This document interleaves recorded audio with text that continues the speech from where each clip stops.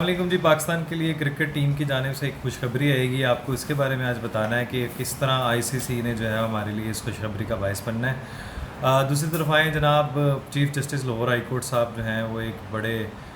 جج صاحب ہیں جن کو سپریم کورٹ کے لیے اپوائنٹ کر لیا گیا ہے، اس کا فیصلہ ہو چکا ہے۔ اب وہ سپریم کورٹ جائیں گے، اس کے پیچھے بھی ریزن بتاؤں گا کہ ان کو کیوں سپریم کورٹ میں جو ہے نا وہ بھیجا جا رہا ہے۔ دوسری طرف جناب آ جائیں آپ محمود خان اچکزئی، جن کو شرارتی سازشی انتشاری ٹولے نے جو ہے وہ مذاکرات کے ڈھول ڈال اور ڈھونگ کے لیے آگے کیا ہے۔ آخر وہ کیا کہتے ہیں اور ان کا کیا موقف ہے اور اس شخص کو ہی کیوں چوز کیا گیا وہ بھی آپ کو بتا دوں گا۔ چوتھی طرف جناب آئیں اس بجٹ کے حوالے سے جس پہ پاکستان فوج پہ ہمیشہ سے تنقید ہوتی ہے اور پروپیگنڈسٹ جو ہیں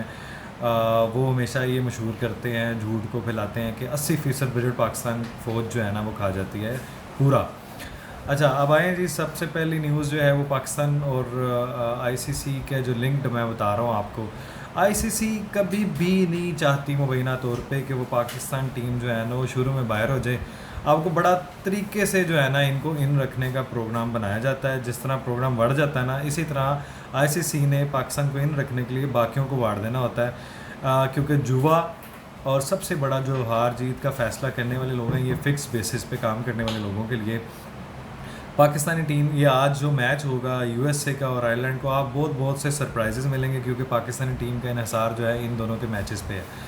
اب یہ میچ اس طرح ہوگا کہ ویسٹ انڈیز میں پاکستان ضرور جائے گا، اب وہ جہاں سے مرضی نکال لیں، فائنل میں جائیں نہ جائیں اس سے غرض نہیں ہے، خبر یہی ہے کہ وہ ان کو آگے رکھیں گے تاکہ جو کھیل کا جو مزہ ہے نا وہ برقرار رہے۔ دوسری طرف آ جائے جناب chief justice Lahore high court صاحب نے ایک بڑا دلیری والا جذبہ دکھاتے ہوئے کہ جناب ہم انٹرفیرنس جو ہے اسٹیبلشمنٹ کی وہ دلیری سے ہم نے اس کا مقابلہ کرنا ہے اور ہم نے اس کو جو ہے نا وہ جدت سے، جذبے سے، دلیری سے ہم نے ان کو اس مداخلت سے باہر نکالنا ہے۔ میرا سوال ہے ویسے ایک ایز اے شہری، ایز اے سٹیزن، جناب کیا آپ کو یہ الفاظ تب کیوں نہ یاد آئے جب باقی لوگوں پہ، چاہے وہ زرداری صاحب ہوں، چاہے وہ جناب آپ کے نواز شریف صاحب ہوں، جب ان لوگوں کے کیسز سنے جاتے تھے، جب ان لوگوں کے بارے میں فیصلے واٹس ایپ پہ ہوتے تھے، تب آپ کے حوصلے، جذبے، آپ کے الفاظ، القابات، آپ کی کوششیں، کاوشیں کہاں تھیں؟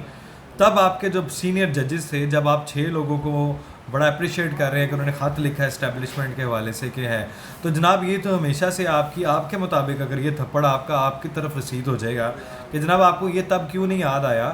جب آپ کے واٹس ایپ پہ اور مانیٹرنگ جج بٹھائے جاتے تھے، تب جا کے اور فیصلہ لکھا ہوا بھیجا جاتا تھا، تو تب بھی جناب ہمت کر لینی تھی۔ اگر آپ نے آج ہمت کی تو اس کو اپریشیٹ کرتے ہیں کہ نہیں ہونی چاہیے، لیکن آپ اس چیز کو تو پھر کنڈیم کریں نا کہ جس میں آپ نے فیصلے اس طرح کروائے گئے جیسے واٹس ایپ پہ آتے تھے لکھے ہوئے آپ فیصلے پڑھ دیتے تھے۔ تو اتنا حوصلہ، اتنا ہمت رکھیں کہ اس غلطی کو مانیں اور وہاں ساری دنیا کے سامنے آ کے بڑا دل کر کے، جگرا کر کے، جذبے کے ساتھ معافی بھی مانگیں۔ تیسری طرف جناب وہ محمود خان اچکزئی، وہ جس کے بارے میں خان صاحب کہتے تھے کہ وہ جھوٹا، وہ بدنام نکما شخص، وہ تو منافق ہے، وہ کوئی ڈرامے باز ہے، فراڈیا شخص ہے، اس کو آگے لگایا ہوا ہے ایک ڈھیل ڈال کر، کیونکہ یہ شخص صرف اپنے بینیفٹ کے لیے، اپنے صرف ذاتی مفاد کے لیے کچھ بھی کر سکتا ہے۔ اس نے ہر اس شخص کے بارے میں جس کے بارے میں غلط بات کی تھی ان سب کے لیے اپنے الفاظ کو واپس لیتے ہوئے، تھوک چاٹتے ہوئے ہر معاملے کو وہ اب آگے کر رہا ہے۔ آگے آپ کا جناب پاک فوج کے اوپر جو بھونکتے ہیں، جو ہماری ایجنسیز کے اوپر کہتے ہیں، غلط مس لیڈ انفارمیشن، ڈس انفارمیشن پھیلاتے ہیں کہ جناب بجٹ میں 80% جو ہے نا وہ پاکستان فوج کھا جاتی ہے۔ آج میں آپ کو ایک بات بتاتا ہوں جناب کہ آپ کی پاک آرمی جو ہے وہ اپنے ٹیکس ڈیوٹی کی مد میں ہی صرف خالی 100 ارب روپیہ تو صرف وہ اس مد میں دیتے ہیں، باقی ملا کے دوسری طرف جو ان کی فاؤنڈیشن، جو ان کے بزنسز ہیں، فوجی فرٹیلائزر لے لیں آپ، جتنے بھی بزنس ہیں، 260 بلین سر وہ اس مد میں، ٹیکس کی مد میں جمع کرواتے ہیں۔ اور تیسری طرف آ جائیں آپ ڈی ایچ اے کو بہت زیادہ جو ہے نا وہ اس ڈسکمفرٹ زون میں لیا جاتا ہے کہ وہ اس کے اوپر جناب انہوں نے بھی اپنا ڈی ایچ اے نے 23 بلین جو ہے ٹیکس جمع کروایا ہے، صرف 2022-23 کا جو ہے ٹیکس کی بات کر رہا ہوں، این ایل سی نے بھی 3.5 ارب۔ تو یہ کہنا، اور دوسرا آپ نے آج بجٹ اگر آپ کو تھوڑی سی اتنی سی بھی سینس ہو، پڑھے لکھے ہیں یا آپ تھوڑی سرچ کرنا جانتے ہیں، تو ٹوٹل بجٹ کا حجم نکال لیں اور اس میں دفاعی بجٹ کو نکال لیں، آپ کو خود ہی سمجھ آ جائے گی کہ کتنے % بنتا ہے۔ یہ صرف جھوٹ پھیلانا ہے ان کا کام ہے، جھوٹ بیچنا ان کا کام ہے، بیانیہ بنانا ان کا کام ہے، یہ انسٹیبلٹی صرف چاہتے ہیں۔ اب آپ کو میں بتا دوں کہ ڈنڈا جو ہے نا وہ سر پہ پڑنا ہے کہ یہ اب ساری زندگی کے لیے جو تک عزت والا کام آیا، فائر وال والا کام آیا، یہ ان کے آگے سر درد نہیں بنا ہوا، اور بھی بہت سے درد کا بنا ہوا ہے، باعث بنا ہوا ہے. تو ان کے لیے یہ کام آسان نہیں ہے. اس کے اوپر یہ اپنے آپ کو کٹہرے میں دیکھیں گے. جن جج صاحبان کو یہ کیڑا کاٹ رہا ہے کہ جناب عدلیہ کے اندر جو مداخلت ہوتی ہے اسٹیبلشمنٹ کی، اس کو جو ہے وہ اس کے خلاف لڑیں گے، جدوجہد کریں گے، مقابلہ کریں گے، دلیری سے کریں گے. آپ پہلے اپنے گھر سے تو سٹارٹ کریں.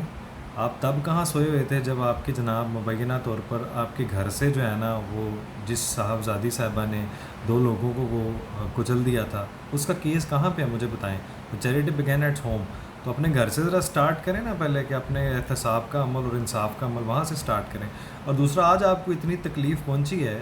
آج آپ کو اس بات کا اتنا احساس ہوا ہے کہ جو ہے اسٹیبلشمنٹ کی جو ہے وہ مداخلت ہے،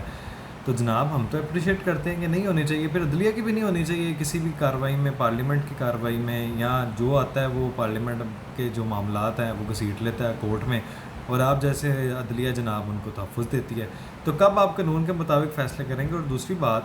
کیا آپ نے یہ احساس اس وقت کیا تھا جب دوسرے سیاستدانوں کے خلاف مقدمات ہوتے تھے اور واٹس ایپ پہ فیصلے آتے تھے،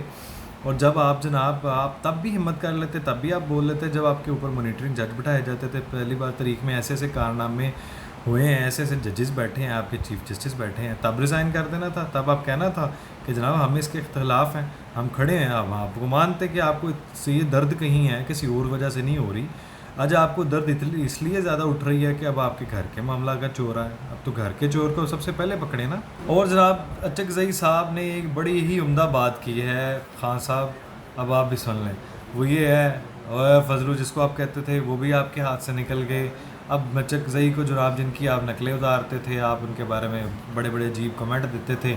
آج وہ جناب کہہ رہے ہیں کہ فوج اسٹیبلشمنٹ کے بغیر آپ کچھ نہیں کر سکتے، نہ ہی چل سکتے ہیں. تو اب آپ سمجھ گئے ہوں گے کہ ان کے بغیر کام نہیں ہونا. بات ہم نے وہیں سے کرنی اور ہم نے اپنا کام ایسے ہی کروانا، لیکن ایسا اب نہیں ہونا.